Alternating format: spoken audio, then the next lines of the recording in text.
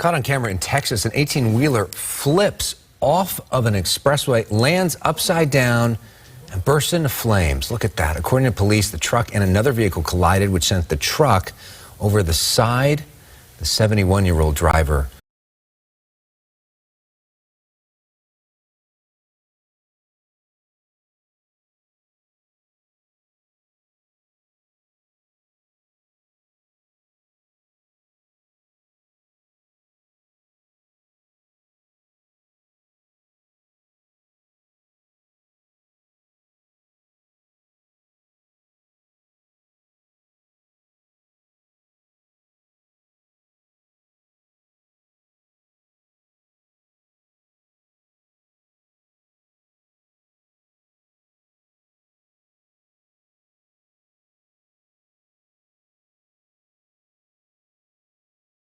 Dramatic dashcam video out of upstate New York where a crash caused a massive pileup. You can see a truck plow through a line of cars. One of those cars actually caught fire after slamming into the highway divider. You can see bystanders rushing to help a woman trapped inside.